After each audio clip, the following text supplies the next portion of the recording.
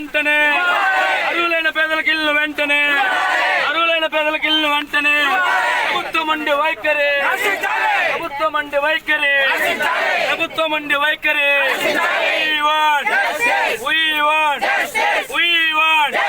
ఇదేమి రాజ్యం ఇదేమి రాజ్యం ఇదేమి రాజ్యం ఇదేమి రాజ్యం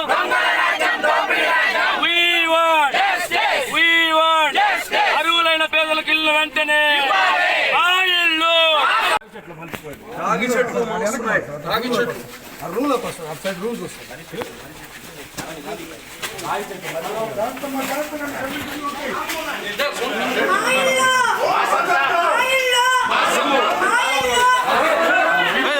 అందరు తీసుకోవాలి ఇల్లు ఇవి పేదవాళ్ళ ఆడపడుచులు కళలు చూడండి ఏం చేశారో జగన్మోహన్ రెడ్డి గారు. పేదల కళ ఇది. బ్రహ్మాండమైన ఇల్లులు ఇది శ్మశానంగా తయారు చేశాడు జగన్మోహన్ రెడ్డి. శ్మశానం చేశాడు జగన్మోహన్ రెడ్డి. ఈరోజు భారతదేశం మొత్తంలో హౌసింగ్ ఫార్ ఆల్ స్కీమ్ జరుగుతూ ఉంది. భారతదేశం మొత్తంలో ఇది కేంద్ర ప్రభుత్వం మరి రాష్ట్ర ప్రభుత్వం రెండు కలిసి సంయుక్తంగా చేసే ఒక మంచి కార్యక్రమం. గతంలో స్థలాలు ఇచ్చేసేవారు, 9 ఎకరాల స్థలం ఇచ్చేది, అక్కడ వీలుండేవాళ్ళు ఇల్లు కట్టుకునేది, వీలు లేని వాళ్ళు ఇల్లు కట్టుకునేది కాదు. అందుకోసం అక్కడ ఎటువంటి ఇన్ఫ్రాస్ట్రక్చర్ డెవలప్ చేసేవాళ్ళు కాదు. కరెంట్ ఉండేది కాదు, రోడ్లు ఉండేవి కాదు, అండర్ గ్రౌండ్ డ్రైనేజ్ ఉండేది కాదు, ఏమీ ఉండేవి కాదు. ఈరోజు మారుతున్న పరిస్థితులను బట్టి ప్రతి ఒక్కరు కానీ ఒక మానవుడు అన్న తర్వాత మినిమం ఒక స్టాండర్డ్స్ ఉండాలి, ఒక హ్యూమన్ డిగ్నిటీ, మనిషికి ఒక గౌరవం ఉండాలి. మనిషి అన్న తర్వాత కాలువల్లో గుడిసిల్లో కాదు. వాళ్ళ బిడ్డలు కానీ ఈరోజు చదువుకొని పైకి వస్తున్నారు, వాళ్ళకు ఒక డిగ్నిటీ ఉండాలి, హ్యూమన్ డిగ్నిటీ. ప్రతి ఒక్కరు కానీ ఈ భారతదేశంలో ఉండే ఆడపడుచులు, పేద మధ్యతరగతి ఆడపడుచులు జీవితకాలం కోరిక ఏందండి, ఒక సొంత ఇల్లు ఉండాలి, సొంత గూడు ఉండాలి. వాళ్ళ బిడ్డల్ని ఒక పూట తినినా తినకపోయినా గౌరవంగా సాక్కోవాలి అనేది ప్రతి ఒక్క ఆడపడుచు కోరిక. అందుకోసం చంద్రబాబు నాయుడు గారు బ్రహ్మాండమైన ఇల్లులు, షియర్ వాల్ టెక్నాలజీ. ఈ షియర్ వాల్ టెక్నాలజీ ప్రపంచంలో ఇదేం వింత కాదు. ఇక్కడ ప్రపంచంలో అన్ని అభివృద్ధి చెందిన దేశాలు ఈ యొక్క షియర్ వాల్ టెక్నాలజీతో చేస్తాయి. ఎందుకు చేస్తారంటే జగన్మోహన్ రెడ్డి లాంటి దుర్మార్గులు ఉంటారని. ఆ 5 సంవత్సరాల లోపల పూర్తి చేయాలంటే ఫాస్ట్గా అయ్యే యొక్క ప్రక్రియ ఇది. ఖర్చు ఎక్కువ అయినా తొందరగా అయిపోతాయి. ఈరోజు అదే నిదర్శనం. ఎందుకు చంద్రబాబు నాయుడు దీన్ని షేర్ వాల్ టెక్నాలజీ వెళ్ళారంటే, ఈరోజు వెంకటేశ్వరంలో 4800 ఇల్లులు పూర్తి చేసి గృహప్రవేశం చేయించిన ఇల్లుల్ని 1.5 సంవత్సరం ఆపాడంటే అసలు ఈ భూమిపైన ఎవరైనా ఒక ప్రజాప్రతినిధి ఇంత పెద్ద పాపం చేస్తారండి? మేము అడుగుతున్నాం. ఎంతమంది ₹1,00,000 అప్పు చేసి కట్టారండి? ఎంతమంది 50,000 రూపాయలు అప్పు చేసి కట్టారండి? ఆల్రెడీ మనం ఇల్లు ఇస్తుండేదే ఇల్లు లేనటువంటి వాళ్ళకి. అంటే ఆల్రెడీ వాళ్ళు బాడిగ కడతా ఉన్నారు. 3,000 4,000 ఎంతో వాళ్ళకి చేతనైనంత బాడిగ కడుతున్నారు.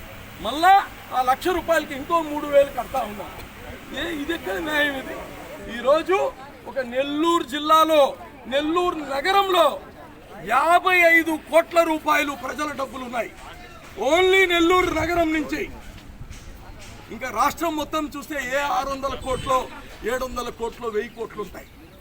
ఈ డబ్బులు పెట్టేసుకొని ఎక్కడ పనులు అక్కడ ఆపేసి ఈరోజు కలకలా ఇక్కడ అక్కా చెల్లెళ్ళు ఇక్కడ కాపురాలు చేసుకుంటూ వాళ్ళు సంతోషంగా ఉండే స్థలం ఇది. ఈరోజు కట్టున్నప్పుడే ఇక్కడ ఎంతో పాజిటివ్ వైబ్రేషన్స్ ఉన్నాయి. ఇక్కడ అందరూ రావడం, వాళ్ళ ఇంటిని చూడడం, ఈ నెంబర్ నాది అని ఆ ఇంటిని పోయి చూడడం.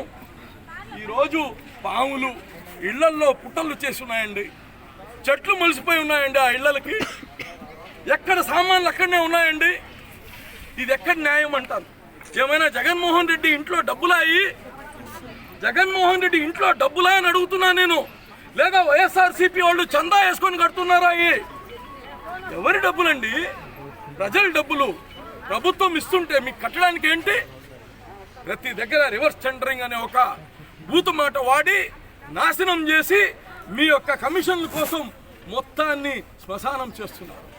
ఆయన చెప్పాడు సత్యబాబు, ఈ యొక్క మున్సిపాలిటీ దానికి ఆయనే మంత్రి, అక్కడ అమరావతిని శ్మశానం అన్నాడు.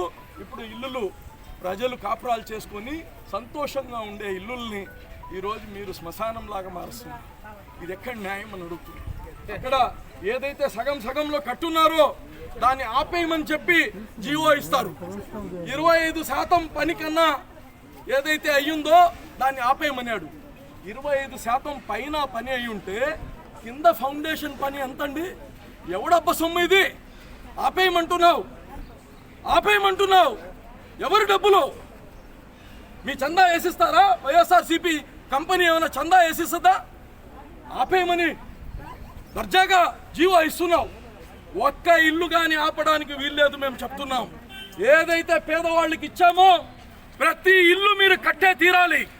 ఈరోజు ఈ ఇల్లులు మానేసి కాలువలు కట్ట కింద, చెరువుల కింద, గుంటల్లో, కొండల్లో, శవాల్లో, శ్మశానాల్లో మీరు ఇచ్చే ఇళ్ళ స్థలాలు పేదలకి ఈ ఇల్లు ఆపేసి 4 రోజుల తర్వాత మీ పార్టీ కార్యకర్తలకు ఇచ్చుకోవడానికే. ఇది ఒక్కొక్కరికి వాళ్ళ జీవితంలో వాళ్ళ బిడ్డలకి ఆస్తిగా నిలబడిపోయేటట్టు ఇల్లు కట్టాడు చంద్రబాబు నాయుడు గారు. ఇదేదో ఆషామాషిగా మీ నాయన కట్టినట్టు ఇంద్రమ్మ కాలనీ వైఎస్ఆర్ నగర్ కట్టినట్టు కాదు. ఇది జీవిత కాలం వాళ్ళకి నిలబడేటటువంటి. మీరేం చెప్పారు ఓట్ల ముందు? మీరేం చెప్పారు? ఇది మొత్తం మేము ఉచితంగా ఇస్తానంటే పాపం ఆడపడుచులు అందరు నమ్మారు.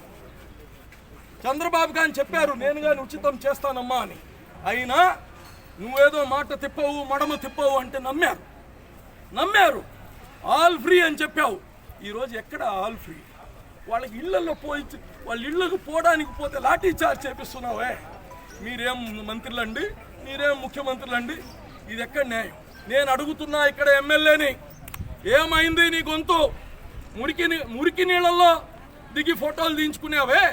ఇంతమంది ఆడబిడ్డలు కన్నీళ్ళు నీకు కనిపించలేదా? మంత్రి గారు, ఇల్లులు మునిగిపోతాయి, ఇల్లులు నదిలో మునిగిపోతాయని అంత ప్రేమ కలిగినవి. ఈ నగరంలో ఈ 54 డివిజన్లలో కట్టిన ఈ ఇల్లులు మునిగిపోవే. ఎక్కడ పోయింది నీ గొంతు?